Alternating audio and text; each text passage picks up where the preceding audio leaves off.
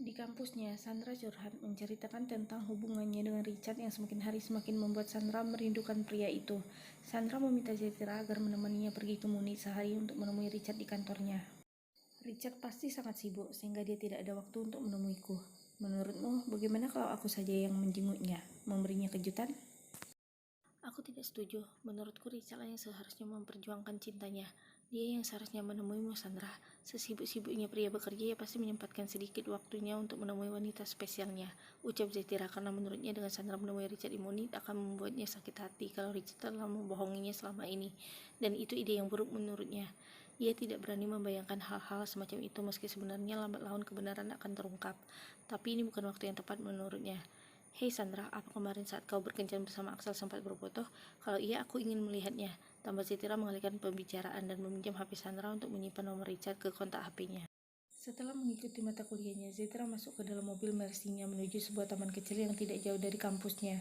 Zetira duduk di sebuah bangku kecil yang ada di taman sembari membaca sebuah buku translator bahasa Jerman. Zetira iseng membuka dan ingin belajar sedikit bahasa Jerman melalui buku yang ia pinjam di perpustakaan. Saat Zetira lagi asik membaca, seorang anak kecil menghampirinya. Hai Nona, perkenalkan namaku Franz Willin. Dadamu sangat besar, bokongmu juga. Aku menyukaimu, oleh karena itu ambil saja es krim ini untukmu, ucap anak laki-laki yang usianya sekitar 8 tahun itu. Zetira meletakkan buku yang ia baca di sampingnya lalu mengambil es krim tersebut. Anak itu tertawa, menampakkan gusinya yang belum sepenuhnya ditumbuhi gigi dan berlalu pergi. Zetira menjilati es krimnya. Tiba-tiba sudah ada Axel di depannya ikut menjilati es krim itu. Axel, lihat di sana banyak anak-anak yang melihat ke arah kita. Jangan menjadi contoh yang tidak bagus, Axel. Sebaiknya kita pergi dari sini sebelum para orang tua mendemo kita. Zetira dan Axel pindah mencari tempat yang sepi dari anak-anak. Axel, kau tahu aku berada di sini? Aku keluar untuk makan siang. Aku tidak sengaja melihatmu di sini. Dan sekarang aku harus segera kembali ke kantor. Banyak sekali berkas-berkas yang harus kutandatangani dan belum sempat kubaca, ucap Axel mencium kening Zetira lalu pergi. Zetira tidak tahu semenjak kapan Axel menganggapnya kekasih, sementara hatinya masih milik orang lain.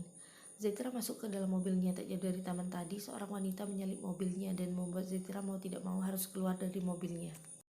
Kay, apa yang kau lakukan? Kau berani-beraninya masih mendekati Axel. Aku akan membuat perhitungan untukmu. Zetira memilih kembali masuk ke dalam mobilnya tanpa mendengarkan ucapan Kay. Dan Kay pun masuk ke dalam mobilnya mengejar mobil Zetira yang ada di depannya. Namun sayang, Kay gagal karena Zetira berhasil lolos di sebuah lampu merah. Zetira, kita lihat aja besok, ucap Kay dengan emosi di dalam mobilnya.